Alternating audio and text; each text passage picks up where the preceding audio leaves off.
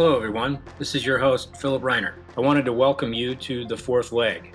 This is a series of podcasts focused on one of the most complex systems in the world today, nuclear command and control, and its increasingly complicated future. Within this series, we're going to go straight to the experts across multiple sectors to talk about the modernization of nuclear command and control systems. Keep an eye on technology for global security in the coming weeks and months as we begin to launch additional podcast series focused on how to fix the internet, AI and global security, and other critical technology and security related issues. For now, we have so much to talk about. Let's get started.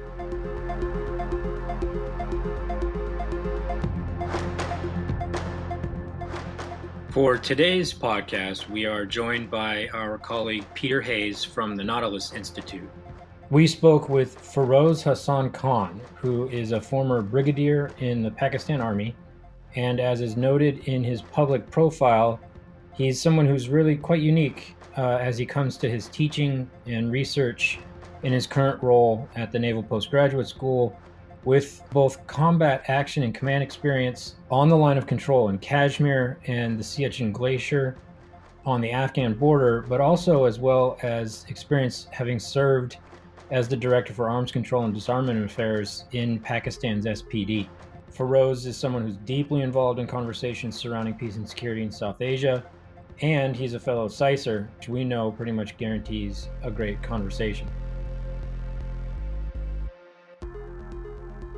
Feroz, it's really great to have you here on the podcast. Thanks for joining us. Really, first, personally, I just wanted to take a second to say congratulations on this paper. We really wanted to applaud your work here. It's an incredibly difficult set of issues, sometimes difficult to piece it all together, and I think you've really established a baseline of understanding when it comes to Pakistan and Pakistan's NC3 that folks will be able to turn to going forward. So thank you. We usually try to kick these conversations off. We've had a number of these pods that are focused on country approaches to NC3, and we'd like to ask folks to take a step back and kind of walk through the basics. So if that works for you, we could kick things off with kind of having a run through of your paper and laying down kind of the basics of Pakistan and Pakistan's NC3 system. So I would basically put 5 points up front, the main takeaways in this paper, because I followed exactly the guidance that was given by you. The first point is that Pakistani nuclear weapons were designed to deter conventional attack or prevent a strategic defeat, and in general to save itself from political coercion, specifically from one country alone in all three cases. So the NC3 system that eventually evolved was basically to cater for all these eventualities. The second point was that the country itself, and that's kind of the history of the country, was unable to really evolve a perfect system of governance, that it vacillated between a presidential form of government and a parliamentary form of government, with so many constitutional amendments happening, even when there was consensus in 1973 about the nation's constitution after the Bangladesh war had ended. Even then, there were so many amendments. The system vacillated between the presidential system and prime minister system, and broadly, the civil military relations could not evolve well, which in the end provided the military to be the most strongest institution in the country. Yeah. And especially when it comes to the nuclear weapons and its management, there is and there was and there is national consensus that the military institution is the best to manage this capability, and not much is discussed in the country or even debate about this issue. Mm. And the third issue is about the ambiguity in the Pakistani doctrine and the necessity for that ambiguity. And I think bulk of the paper talks about that particular part, because, and this is the dilemma for any country that possesses nuclear weapons, that it wants nuclear weapons for deterrence purposes, but it has conventional forces for war fighting purposes. And that is where, the gray area lies, Yeah. So the biggest dilemma is that if you signal too much that nuclear weapons are only for deterrence purposes and will never be used, that provides the space for conventional forces, particularly to India, to utilize that space and actually, give a strategic defeat to Pakistan in different ways. So therefore, they keep that part ambiguous between when nuclear weapons would become a war fighting one, and they do not clarify that.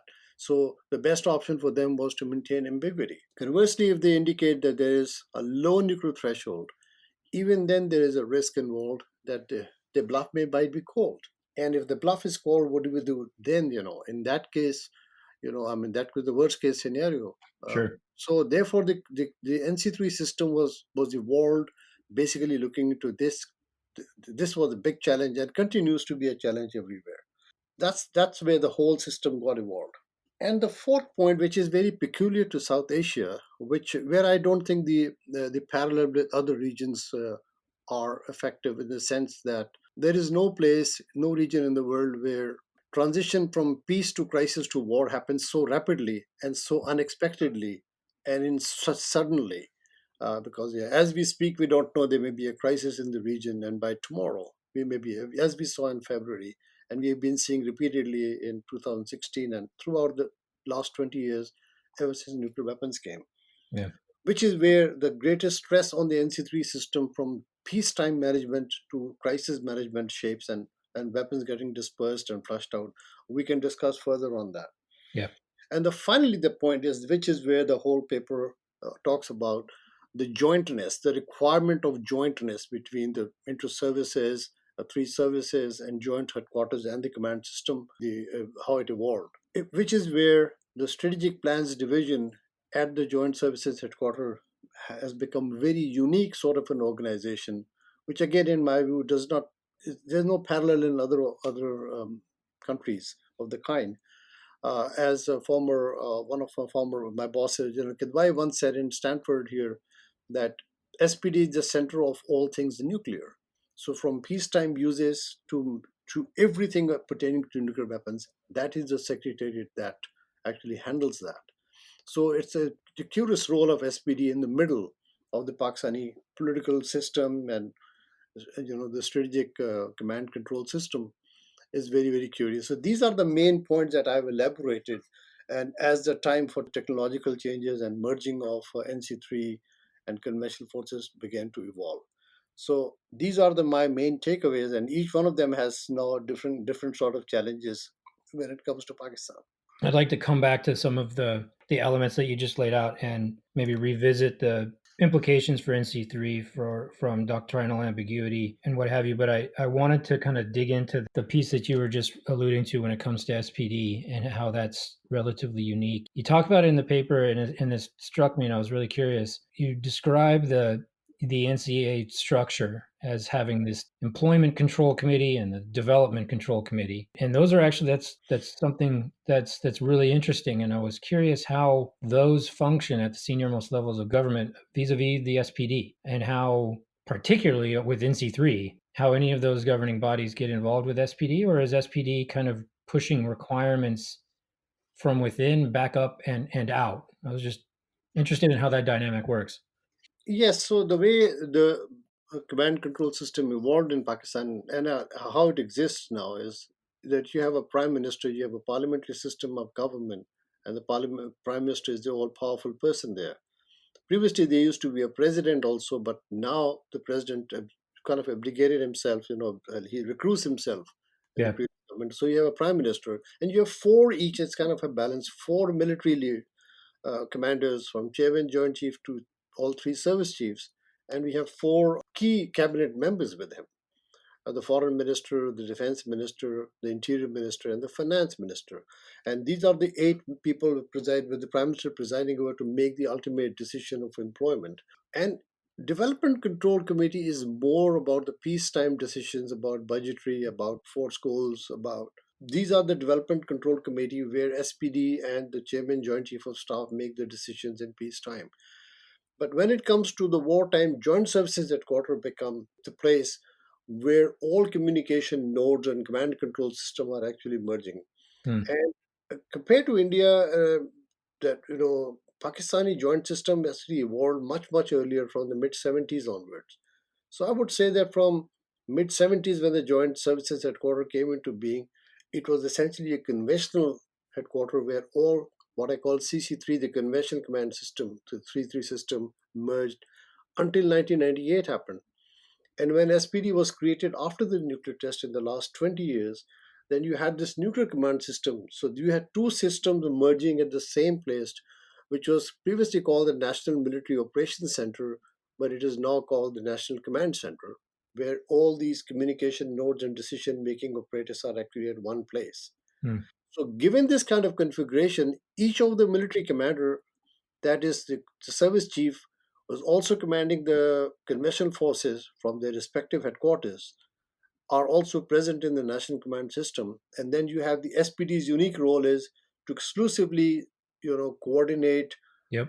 nuclear aspect of peace of there, and then you have this lateral linkages at the joint services headquarters, because not all decisions pertaining to nuclear weapons are necessarily overlapping with the conventional decisions where war fighting is happening. Right. That's a kind of a unique system that they have evolved there. And so that's where the SPD's role become very, very peculiar, because it is now bringing everything, the nuclear component, into the picture that is emerging at the central, at the national command center.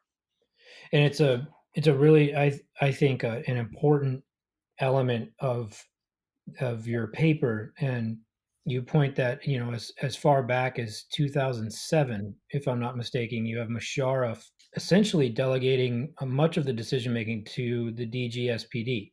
Now that obviously has changed a little bit over time. You've had various the political changes, but you've also got incredibly strong chiefs of army staff, and the chairman's in the mix.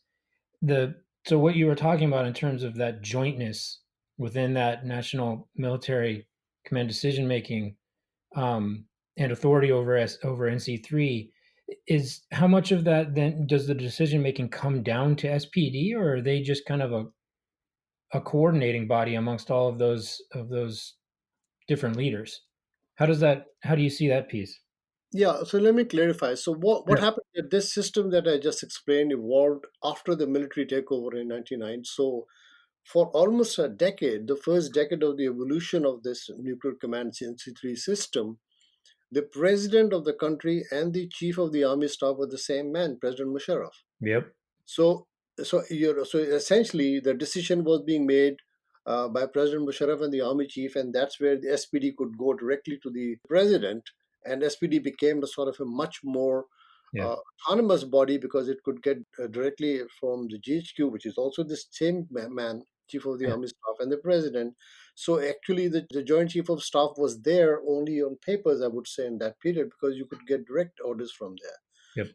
In the last 10, 11 years, once the system, it was the chairman, Joint Chief of Staff, that the final arbitrator over SPD, because SPD is under him. And when the National Command Ordinance was passed, which was eventually legislated under the 2010 National Command Authority Act, which gave the power to the chairman. And that chairman power, as written in the papers in the legal sense, was that the head of the National Command Authority, was the Prime Minister, sort of pre-delegates it to the chairman and DGSPD. So essentially, the chairman or Joint Chief of Staff, by virtue of that authority, became the single point person deciding on the nuclear issues, and the Chief of the Army Staff essentially deals with more the conventional and all other issues. Hmm. Of course, in matter of perception and in terms of power, given the civil military relations, the perception, the position of the Chief of the Army Staff vis-a-vis the whole country, I mean, as a whole, is Yeah. different. So obviously, his position as a whole matters a lot more. But then, as you pointed out, SPD's then role is essentially to coordinate everything like a secretariat and provide all possible for the decision making to be done there. So Yeah. now the system has evolved in a way where any employment decision or any major decision, the prime minister will sit down and with along with the whole committee to make the decision. So the employment decision will not be as arbitrarily with SPD as it used to be during that period, the evolutionary period. So I Huh. hope that clarifies. Yeah, no, thank you for that. I think one of the interesting follow-on questions for that from that for NC3 related issues, right, is when you think about some of the initiatives that are underway in the United States in terms of trying to consolidate, not a decision launch authority or anything of that sort, but trying to consolidate all the moving pieces of an NC3 enterprise under the Stratcom commander. and thinking of how complicated that is, not only in terms of just understanding the system and establishing performance metrics and determining what the 21st century architecture and what all that modernization effort looks like, but also just considering that they've got huge responsibilities for all things under every piece of that NC3 profile, right? And so what I was thinking about was with SPD having that much responsibility, and I noted in there that you also note that SPD is singularly in charge of the C3I directorate. What does that mean for? And I'm just trying to think of it vis-a-vis the U.S. context with the inter-service rivalry and everything else that goes on, right? Even though Stratcom in the U.S. may have been made the point person for NC3 in the relatively recent past, that doesn't mean that they have the authorities. The authorities still lie with DISA and the Air Force and others. How does that work for SPD in terms of being in charge of the C3I directorate and those development imperatives? And I guess the most important piece of that, for modernization concepts is what sort of problems does that create for Pakistan's NC3 if it's SPD that's really leading that charge, thinking about things like cyber, for example, or even space-based related issues. Yes, so each of the services have their own C3 directorate, which is conventional C3, Yep. and SPD is the one that exclusively deal with the nuclear component of the C3I directorate, and it evolved and evolved and evolved, and they call it now C4I2SR, which is encompassing all technologies that you mentioned. But Pakistan is not quite there in terms of space-based and in terms of the sophistication of ISR on comparable basis like India. India is much advanced in that sense. So, and now with cyber and some AI and other technologies now coming up, all these things are going to impact the NC3 challenges very differently than the initial first decade or so, the initial periods and all. And not much publication on this issue comes out from Pakistan. Not much discussion also happens on this case. But again, it goes back to the same point that I was mentioning earlier about the peace, the transition from peace to a crisis mode. Uh, the system is involved for a peacetime system, where arsenals are not readied, they are not alert, they are not mated. So there's a safety coefficient which is very high. But when quickly it is transiting to a crisis mode, then there are these vulnerability questions happening, and then the possibility of alerting or dispersing, either of these things happen. The bigger challenge now is because of the improved ISR, improved space space, and artificial intelligence, and a lot of technologies happening. What used to be opaque is unlikely to become opaque. So they can't disperse it too far away. They can't keep it too close. They can't keep it too centralized for all the time. They have to quickly pre-delegate at some point of time. Hmm. Publicly, they don't talk about when they're going to pre-delegate. Publicly, the only statement made is that nuclear weapons will remain under assertive control all the time, including tactical nuclear weapons. And there's been not much mention about what the sea-based deterrence would mean. How could you keep assertive control? These are all the debate that is not done in public domain these Yep. days. Yep. So basically, if you're looking into the transition as quickly as it happened, in just about February this year, 2019 was a month later after the conference we had in January, we were really facing that kind of a situation in the region. So that just indicates what kind of challenges are there.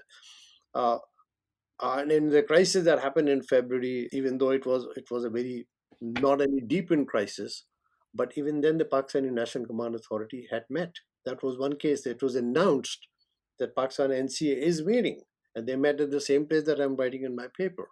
Yep.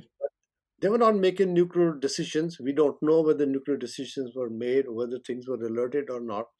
But the public announcement was made that NCA is meeting, and you know what that means.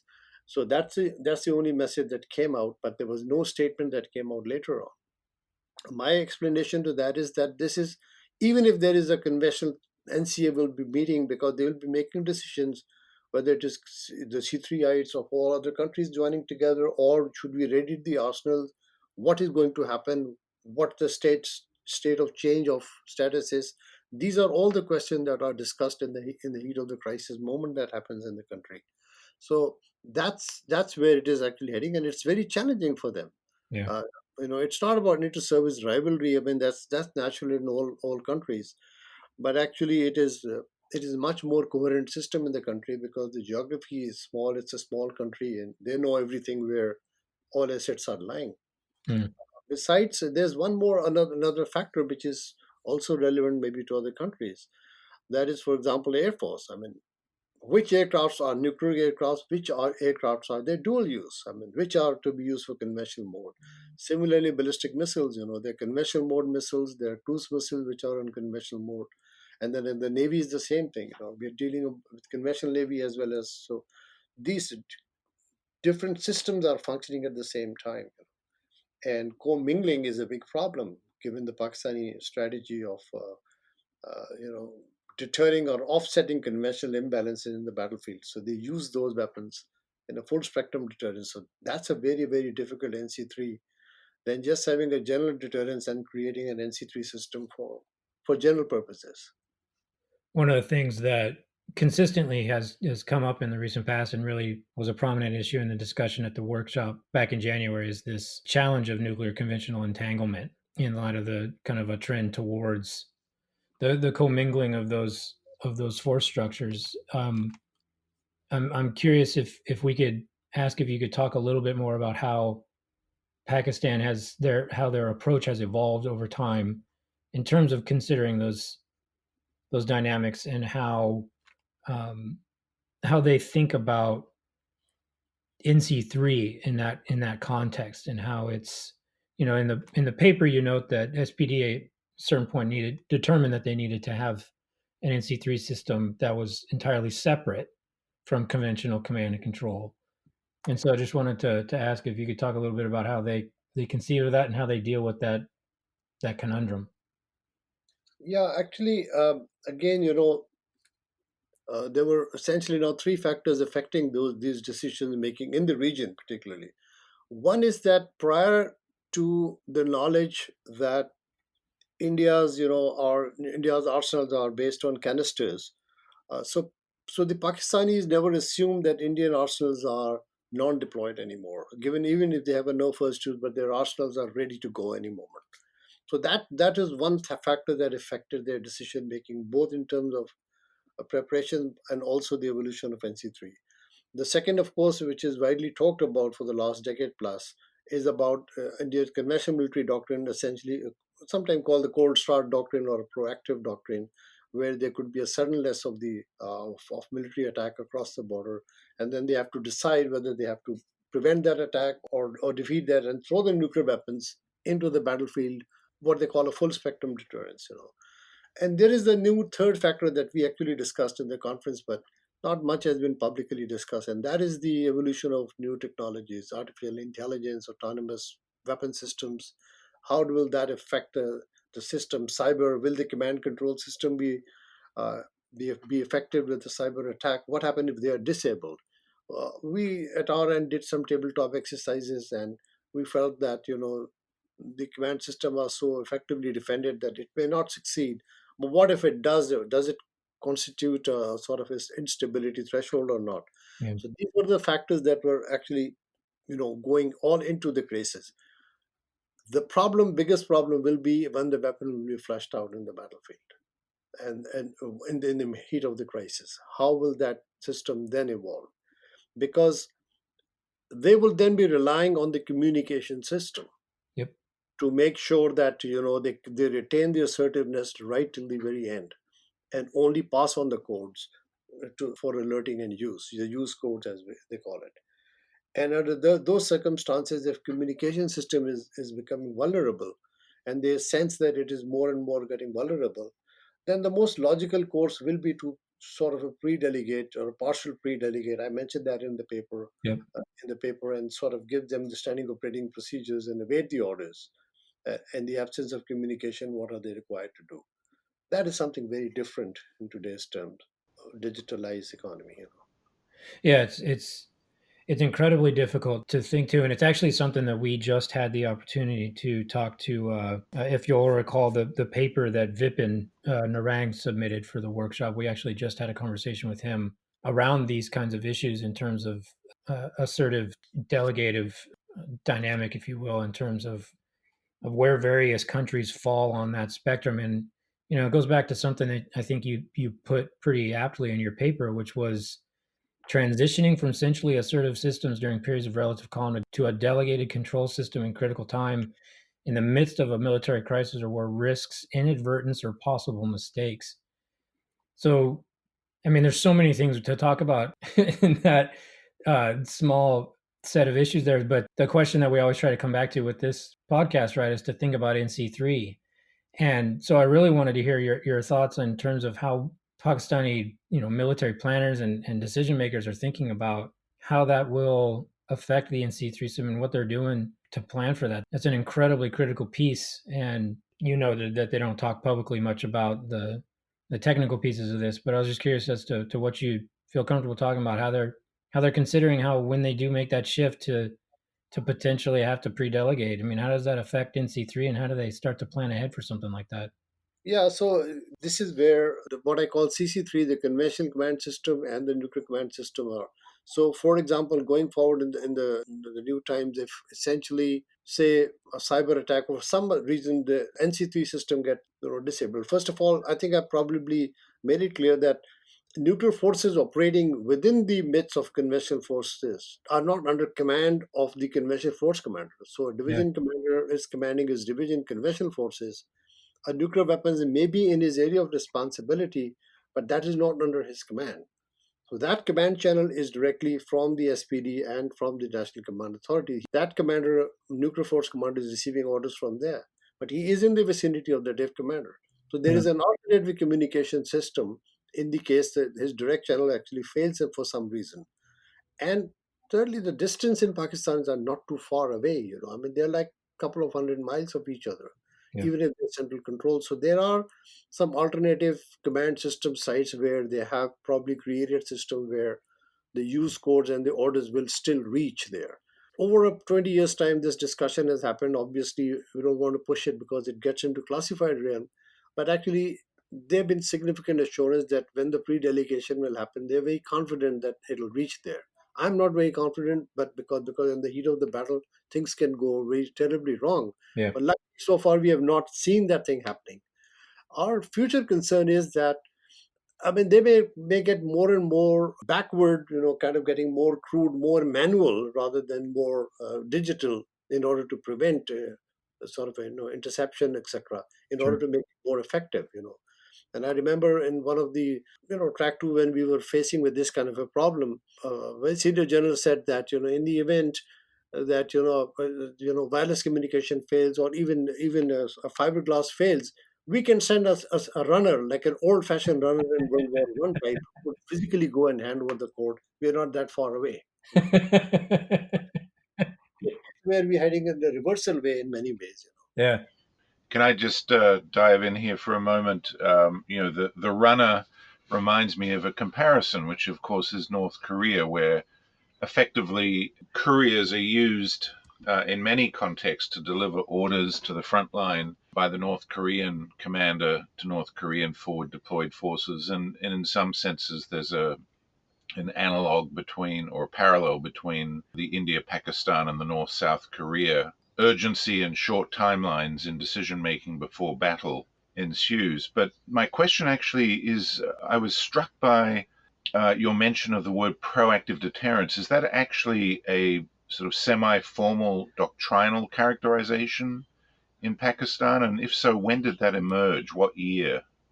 Um, they didn't use the word proactive. India used a term called, proactive, kind of a military doctrine.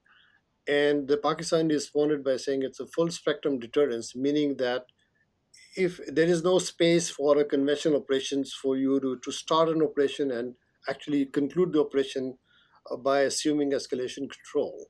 And they said you're going to meet a nuclear deterrence at every level, full spectrum deterrence they called. So they became proactive military operations to proactive deterrence. That's how the definition was evolved. And what year was that roughly? We're talking about the time frame about 2011 when Pakistan introduced the tactical nuclear weapons. The idea of full spectrum deterrence was being talked about since that time. How interesting, because proactive deterrence became semi-official doctrine in South Korea against North Korea after the 2010 clashes, and was, specifically articulated for many of the same reasons in the Korean Peninsula. But I was wondering if there was a sideways transfer from one conflict zone to another of that concept, but it sounds like they evolved independently in somewhat similar circumstances. Yes, and it evolved for different reasons because that was the time when Indian military commanders began to openly talk about this proactive military doctrine. They didn't like the word cold start. And the Pakistani full spectrum deterrence announcement was also coming into certain kind of a debate. So they go back and forth. The Indians start calling it, this is a limited war under nuclear umbrella with different sets of circumstances in which those doctrines evolved. And the Pakistanis started going between credible minimum deterrence to, those words were again and again interchangeably done. Full spectrum deterrence is just like the credible minimum deterrence. So they kept on changing these doctrinal announcements. But since we were focused on the NC3 component part, so the peacetime NC3 system, the way it functions, all the organizations are meant for decision making for peacetime, which is where the Development Control Committee is coming. I was alluding to more what happens when the crisis happens, what happens when conventional forces are getting mobilized and nuclear forces are changing their status from peacetime locations to the battlefield locations. That's where the two command systems, the communication systems are both functioning simultaneously. And I thought that the joint system that was created in Pakistan is pretty effective in the sense that all commanders are sitting at one place to make their decision. And each one of them have their own conventional system also available to them. And SPD is providing them the NC3 system. And what they involved something called was a common operating picture, which is what I mentioned. And this thing actually came out in a document that the Maritime Doctrine of Pakistan that was made public somewhere in December last year. And I saw that in that doctrine that it talks about something called a picture, an Air Force picture, a Navy picture, and a land picture. And therefore, they would put that all together into what was called a Common Operating Picture, COP. And that is at the National Command Center.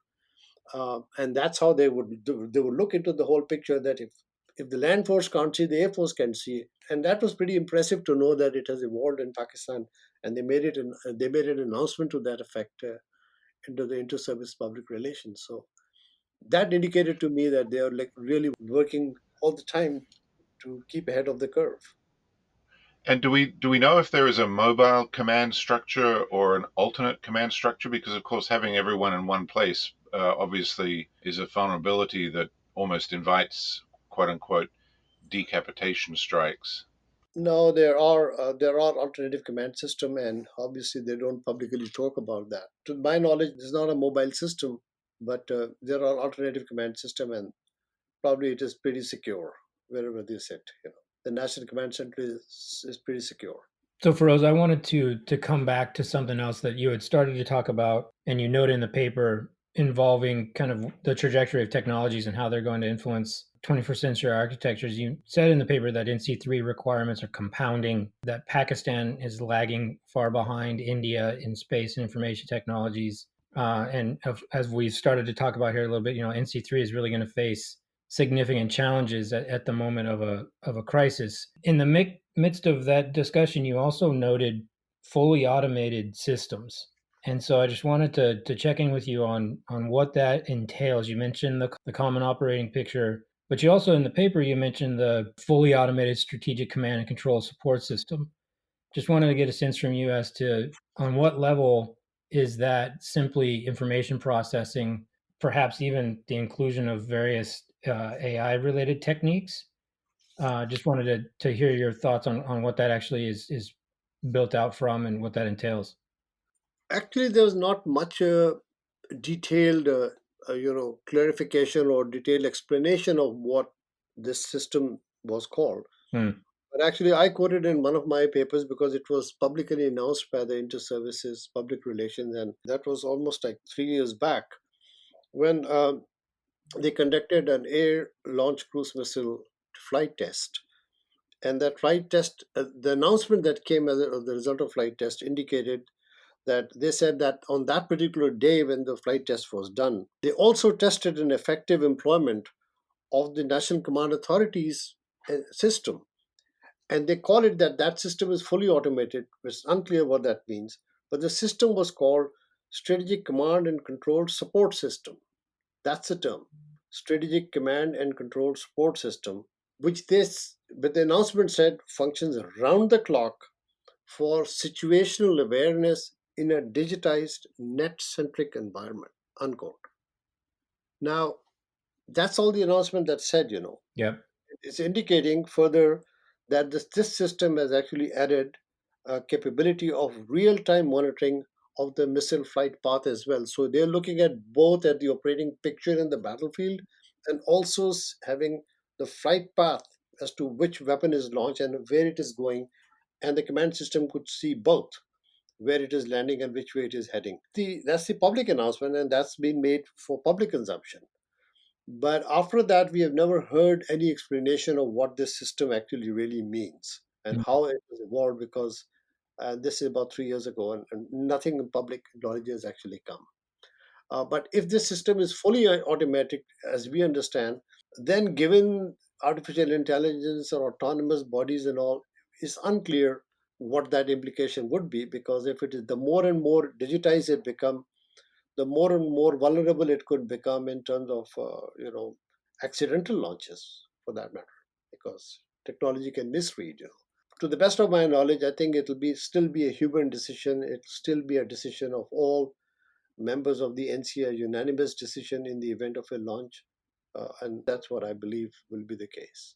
But I only know that much, as much was announced that time. Understandable, and I think the characterization that you relayed in terms of how the system actually functions is really interesting, right? It's a fully um, automatic networked system, and I think and this is a question you may not be able to answer, but one of the things that those that we associate with that work deeply in the cybersecurity domain will assert, and I know that this type of conversation goes on uh, at the highest levels within the U.S. DoD, for example. You can see it in some of the Defense Science Board uh, task force reports that have come out. This conversation about how if you've got network systems, you should just assume breach.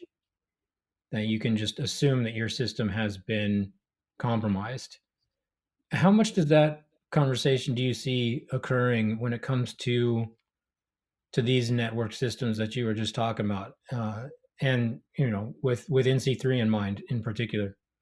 No, I mean, they're talking about that this is a network centric environment. Yeah. Doesn't mean that they are actually, the point that you pointed, is most likely that uh, from whatever conversation I've had with experts level, that as much as we made public, that there is acute consciousness about the vulnerability of the system more than the effectiveness of using those systems for their benefit. I mean, as I mentioned earlier, they're probably going to get more and more cruder in terms of decision making when it comes to employment, and more protective when it comes to more defensive in order to protect their vulnerabilities. I think that's where I understand the issues are going in this particular case. So, major decision for them will be not about employment. There's one more point that I mentioned, and I should have elaborated more. It's not necessary that you go and deploy the weapon in the midst of the conventional forces, but I think it'll be a decision to redeploy them or take them out from the battlefield zone into another zone area, or Mm-hmm. push it back or move into a different direction. Those decisions may not necessarily be coming from the conventional system, and that has to be a purely exclusively nuclear command system that will give them, because nuclear weapons movement, nuclear weapons placement is done on that exclusive NC3 channel, Yeah. not the CC3 channel. So the commanders will be allowed to say, you're free to fight your own battle the way you think. Nuclear weapons in the vicinity is not your domain. That's how we understand the Pakistani system. Interesting. And so as the Pakistani military leadership and the planners at SPD look over at their Indian counterparts and think about where India may be heading vis-a-vis networked capabilities, things like artificial intelligence and what have you. You referred to this obliquely, but I was curious how Pakistani nuclear commanders would actually perceive Indian use of these tools in their own NC3. Is that a conversation that you're familiar with, or what Oh, how would you assess that? no, this is some discussion that's never public, and I doubt it will ever be public. Hmm. I think we can see what kind of a network centric environment would be in any future battlefield. You can see UAVs flying. You can see different kind of ISRs happening, shooting down of UAVs, and obviously India is much ahead in terms of space facility and other cooperation it has with Western technologies. The Pakistanis don't have that, so they're very conscious that Yeah. they're facing some technically sophisticated information system in its adversary compared to what they have. So they're always playing with a handicap in that sense. And I think these are the things are still evolving. This is very new, I think. It's just about 2, 3 years old. They haven't talked much about this. But I think I get the point that you're saying. But how much can this be publicly debated? That's very difficult. I don't think they're going to publicly debate that. Yeah, it's a very difficult set of issues. You don't get too far down into what's actually happening. It's a lot of hyperbole. I think there's a lot of this type of conversation on the U.S. side. You see things, articles published that talk about the United States, not just integrating AI into military systems, but integrating them into nuclear systems, and it's a very public debate increasingly. And I was curious if that's started to pick up a little bit of steam in the South Asia context. Um, one other piece that I wanted to ask about that you flag in the paper, and this gets back to the battlefield weapons set of questions, is that the nuclear establishment, if I recall correctly, the nuclear establishment in Pakistan doesn't refer to tactical nuclear weapons as such. That they actually insist on calling them short range strategic systems. So I was just curious if you could unpack that for us a little bit. That's actually highly instructive, I think, if thinking about it in terms of that, they don't actually see these as necessarily small scale systems that may not have dramatic impact. I mean, they're still considering them as strategic systems. Would you mind unpacking that a little bit for us? Yes, I mean this clarification has been repeatedly coming from SPD officials and SPD seminars. They always clarify if anybody uses the term tactical nuclear weapons, they think this is a term used in America or Western concept.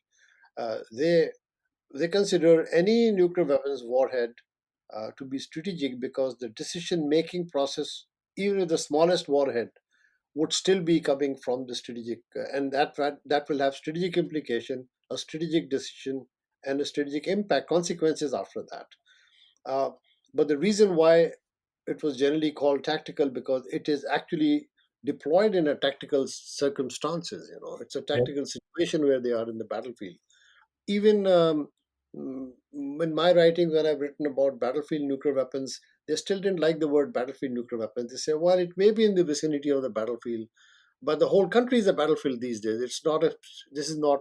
Now they talk about that. What are you talking battlefield? Everything is a battlefield now Huh. in this day and age. So they don't like the word battlefield nuclear weapons. So in terms of defining, it was more defined in terms of its ranges and short ranges. So it was more defined in a range manner. Um, I'm seeing increasingly sophistication in thinking, which is gradually evolving. But the initial thinking was very linear, in terms of ranges. So shorter range is tactical, and little medium range is operational, and a larger range is strategic. It was not a three-dimensional way of thinking, very linear way of thinking, as if it's at phases. Hmm. But I think with this new technological thinking going on, there is much more evolutionary thinking going on, although not much comes out in public in terms of various operational deterrents and various general deterrents, and how do they opt on those. I think they think in terms of layers, like there's a battlefield layer immediately in the front, and then there is an operational layer. And I mean, if there's strategic planning done, then it'll be that you will be ready to use all weapons successively, not just one weapon and wait out. Maybe you can have series of weapons. I mean, take incoming forces, follow on forces, keep strategic heartland at risk and all. So all these factors would have gone part of the strategic planning. And obviously, if an NC3 system is evolving, that must be actually looking for all these eventualities. That's what I would say. These are all speculations. As I said earlier, these debates don't come out in public. Yeah. Feroz, China has been really important to Pakistan's nuclear weapons program, and of course, it looms large in India's thinking. How do you see China's de facto nuclear patron role, if that's not a completely incorrect phrase?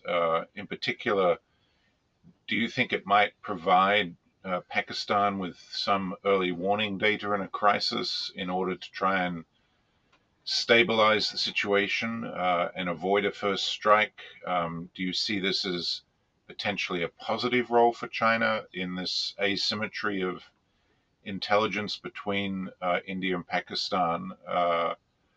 And of course, the United States itself may be willing to share this kind of information with India. So there's really a China-US dimension to all this.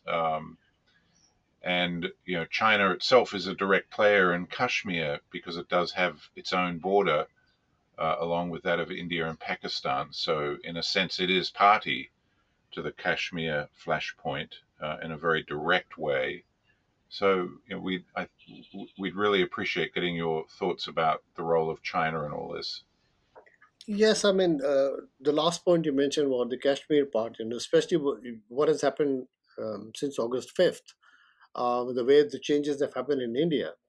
China has become a party, even if although it was a party always, but it's now become an active party because now with Ladakh being separated from the valley of Kashmir with two different sets that India has done, that means that portion is now directly dealing with China. But you mentioned all those factors for which China would have reasons to be involved. I think China's role in that sense that you mentioned the positive part because um, it is not in China's interest that there should be any crisis between India and Pakistan, given the Belt Road Initiative, given the China-Pakistan economic corridor passing through the same region, the Pakistani administered Kashmir region, and coming into right up to the coastline of Pakistan. That's a major factor for Chinese interest to prevent war. And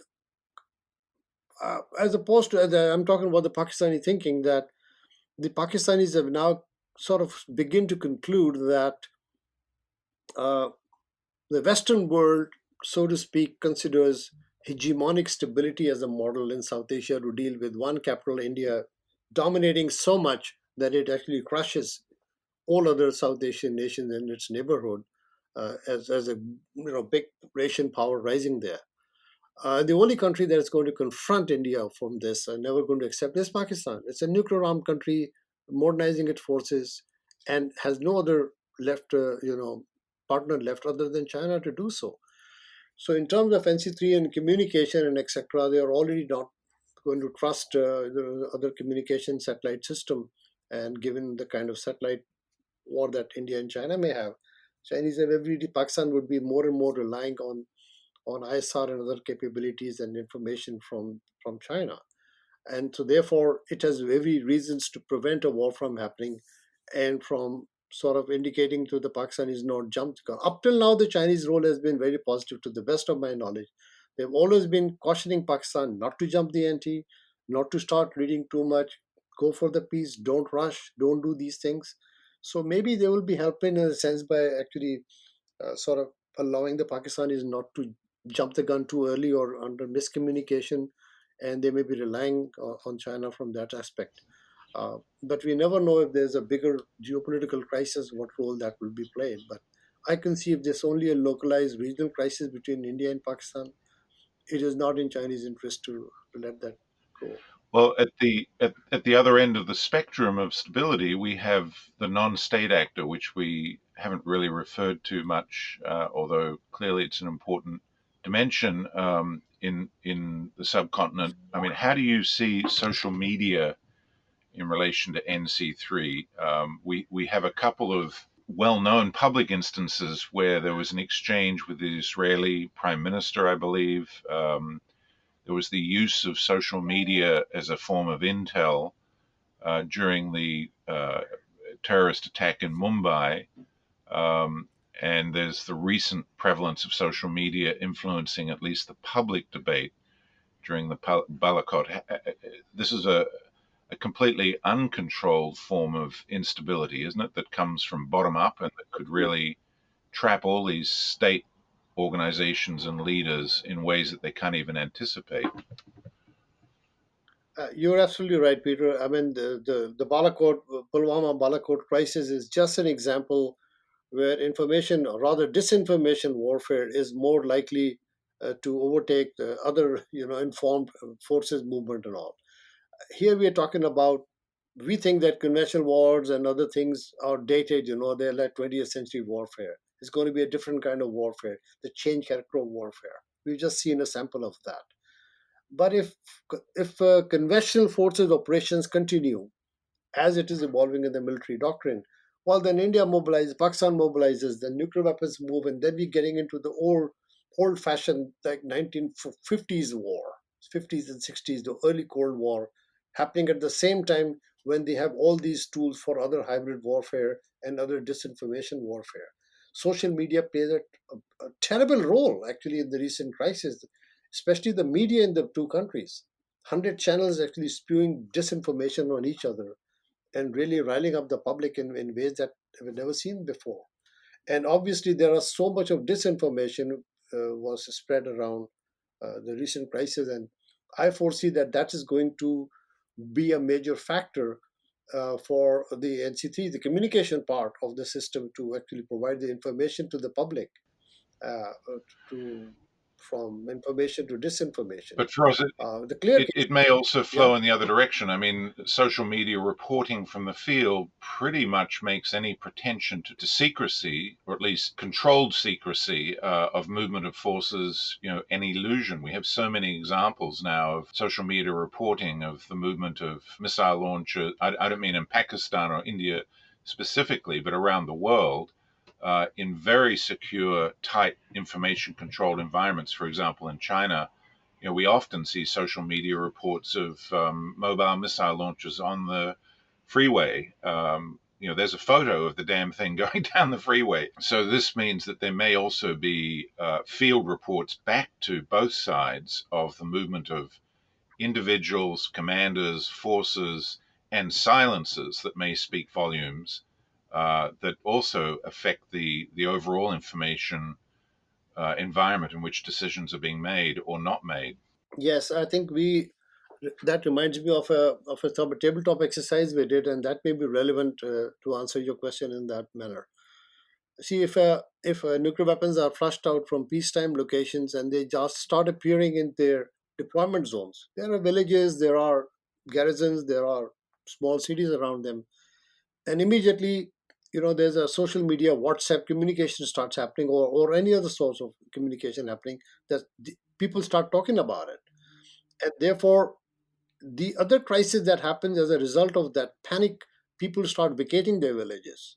You will have a different kind of a problem of internal displacement of people from the border areas, especially in South Asia, Punjab and all, very heavily populated areas. They'll start just running away as if the flood is coming, like, or the hurricane, they will just start running away with the presence and rumors of that. And these are some of the things we have only done it in tabletop exercises, but I think these are the second and third order effects that could happen as a result of this communication system. Yeah, I think we didn't focus much on that. With the point that you have said, I wish I could have written more on in my paper, but did we have this kind of discussion in January? I don't recall, but I think it's a very important point you're making. No, we didn't discuss it in January. There was a previous event in October where these kinds of issues came up, and I remember in one scenario that was referred to at that event, in an India-Pakistan limited nuclear war, social media provided immense documentation of the effects of nuclear war in such a war, such that it was impossible to ignore who were the primary actors, and it had quite severe implications for post-war political and legal accountability, the role of social media in such circumstances, because there was such a vast supply of monitoring of the actual events and their timing. Well, actually, it's more about verification of the rumor that might spread.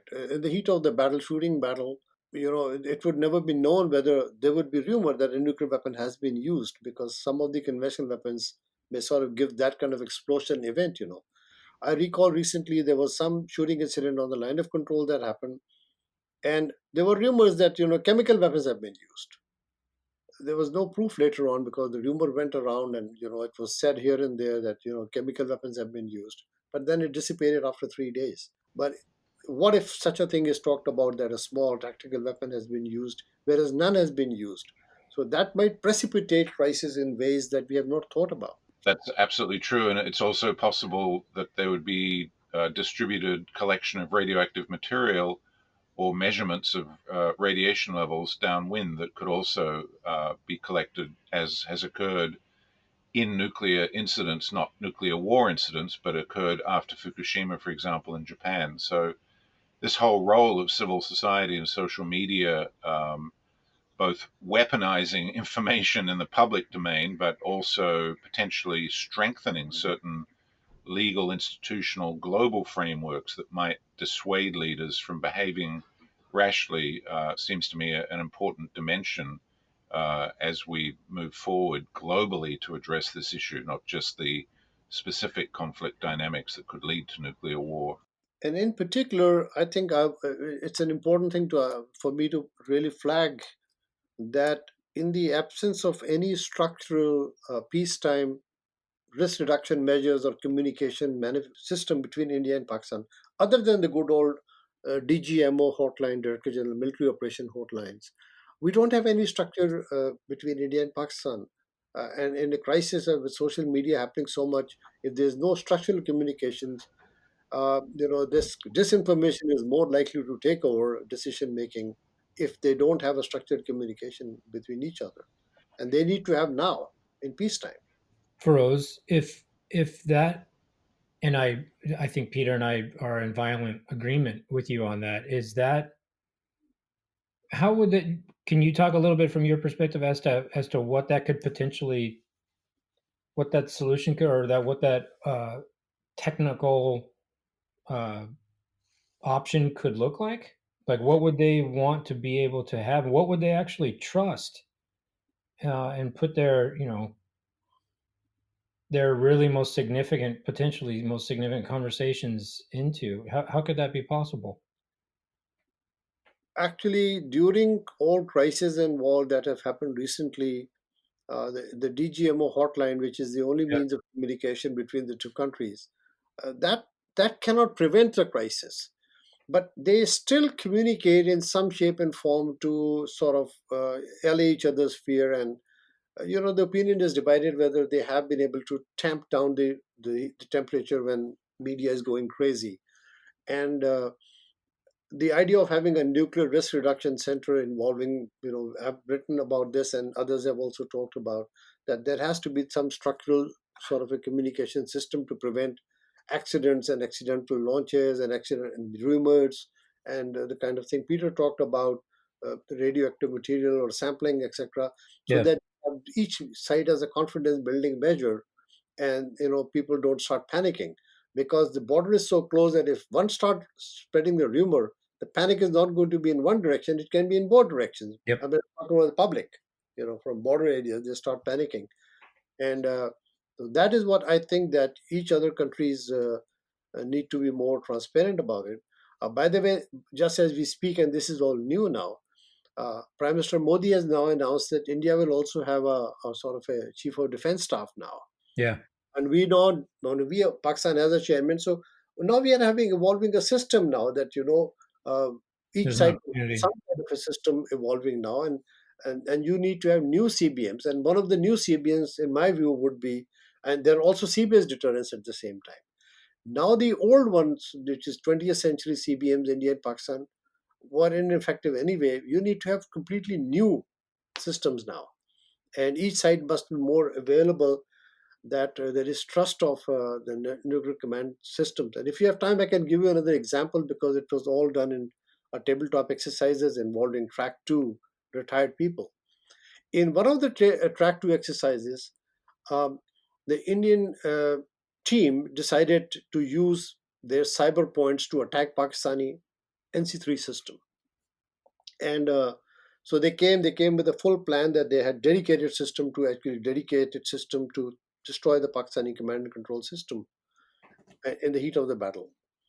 And I was in control, so normally the control is supposed to be neutral, but that day I just wore my professorial hat and just said, do you really, I said, you already know that Pakistani nuclear weapons are already dispersed.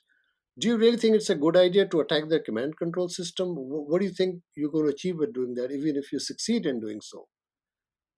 And Indian team started scratching their head. What does that really mean? But they had already submitted the plan. By midnight, they wanted to reverse the plan, say, no, it's not a good idea. I think we want to take that back because that would have definitely meant that uh, if you are destroying that, then weapon systems are headless, Yeah. or they will be pre-delegated, and that's going to be even more dangerous for them. So I think it is, in my view, it is in the interest of both countries to ensure that the NC3 system of both countries are actually functional even in the worst of the circumstances, because at least you can talk to each other countries rather than just letting going. You just don't know how any local commander would act under the heat of the battle. Feroz, in a circumstance like that, where one side in a conflict has sort of climbed up the tree to the very top of the tree, and now they realize it's really a dangerous place that they've gotten themselves and the other party to the conflict to, is there a role for a very secure and disavowable communication system or back channel to send a message to the other party that we're quietly climbing down from the tree, but this is not public? I'm told that there has always been a back channel communication system, and actually facilitated by a third party in most of the cases, mostly United States in this case. And that is what has actually helped both sides climb down, actually. But they don't publicly acknowledge that. But the problem is that if we talk about structurally doing that kind of a thing, then India doesn't agree. And there are a lot of ideas suggesting what you said, but you know, both sides don't do it bilaterally, and they don't communicate with each other. But I only know that some of these crises in the recent times have been prevented because there were some backdoor discussions. So, do you think that there's a possibility, given how gridlocked things are politically in this relationship, to widen the problem, to bring other players into it, perhaps with a trilateral approach involving China, or even a quadrilateral approach involving the United States, for some form of very early cooperation between these systems? I mean, I'm referring in part to the kinds of things that the United States and Russia agreed at one point, which is, quote unquote, the non interference with national technical means, quote, or unquote, clause in the strategic arms treaties. Yes.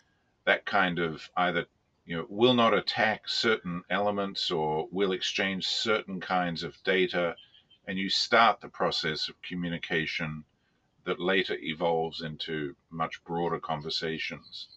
Can you see anything that's specific to the NC3 system where that kind of trilateral or quadrilateral approach might be constructive? Um, I thought you were talking about a backdoor system, a back channel system in the heat of the crisis.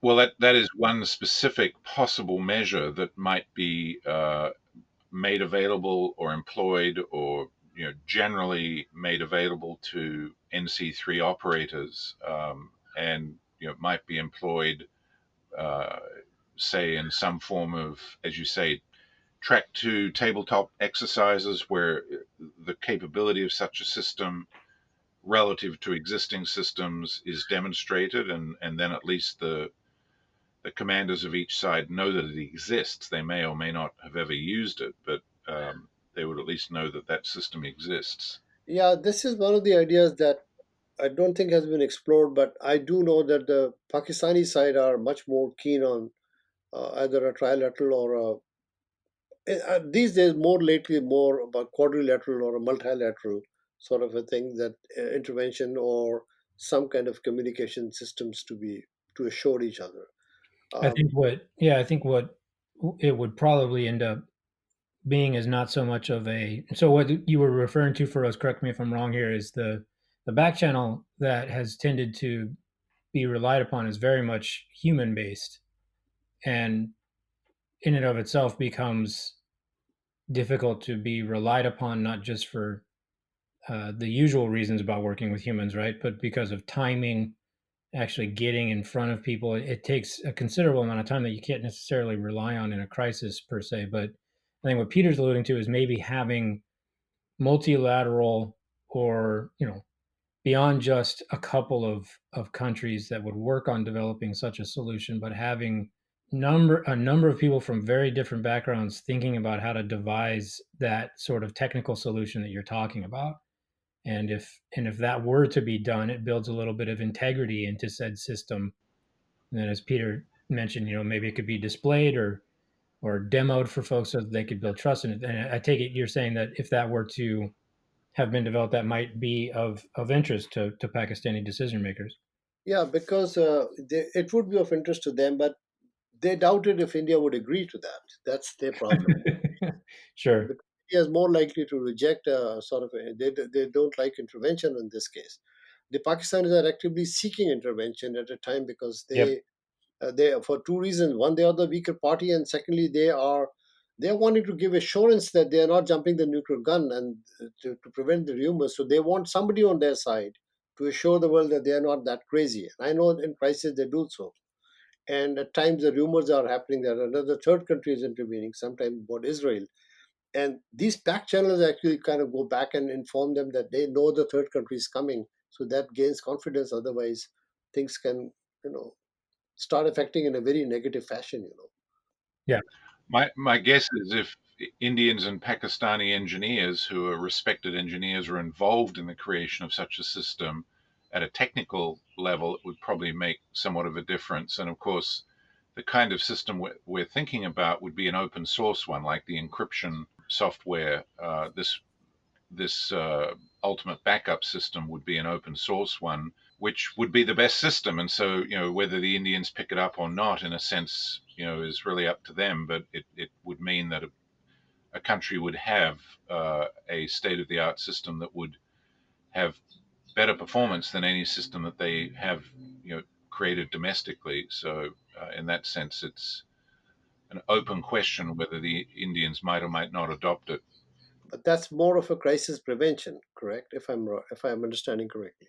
Well, it's a bit of confidence building in the course of producing and learning how to use it, and then perhaps applying it in other contexts that are disaster response Correct. or conventional crises of various kinds, or it might be employed in other parts of the world that one observes its utility, and over time, it starts to become the standard. In which case, you start to incorporate it presumably into your own system. It wouldn't happen overnight. Yeah, I'm quite confident that the Pakistanis would be amenable to sort of get into this discussion. What this?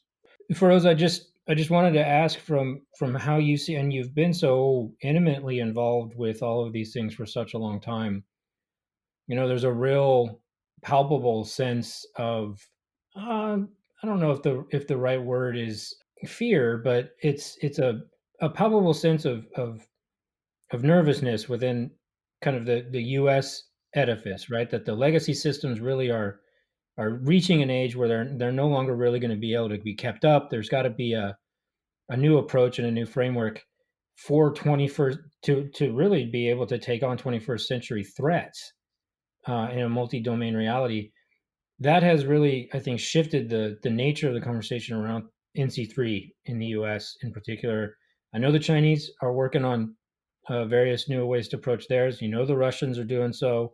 I'm familiar with conversations on the Indian side about how they're rethinking how they may approach. I was just curious, at a bottom line, how you see the conversation in Pakistan when it comes to the current state of NC3 and where things are headed. If there's a real conversation about things needing to move in a different direction, or if it's kind of, hey, we've got some work on the margins, but we're we're moving in the right direction kind of conversation. Yeah, I mean, actually, there's very rare conversation inside these days in Pakistan, you know. But I know what you're reading. This is getting into a lot of cross-domain sort of. That's what you're referring to, right? Yes. Yeah, and um, it's kind of new to them. I think they're just very new on this kind of debate, which Sure. is why I think they'll be interested to sort of get into all this debate, what is going on. There's increasingly opaqueness about what they know and what they're doing, what they're trying to learn, and this is a kind of a different dynamics going on in Pakistan. The public debate and the public seminars that are happening are more of the same again and again. It doesn't seem that there is any breaking. Very lately, they've started talking about these new domains, Okay. but the title, nothing comes out as a writing or papers, etc. But I think there is a debate amongst more in the younger generation talking about these issues. So I think that this is just in a very evolutionary period in Pakistan. Okay. Well, I must say, Feroz, I sincerely appreciate you taking so much time out of your afternoon to have this conversation with us. It's been insightful for me as someone who's spent so much time over this over the years, and I really appreciate you joining the podcast to have this conversation. Yeah, thank you very much. I hope it was useful. Absolutely. Thank you. As always, thanks to our listeners. We'll be back next week with a new episode of this podcast, The Fourth Leg, and we will be speaking with Avner Cohen. I think you all will be very interested in that conversation as we dig into Israel's NC3. Be sure to check it out. Until then, subscribe to our pod via SoundCloud. We'll see you on Twitter or via our website. Until then, thanks everybody for listening. We look forward to hearing from you.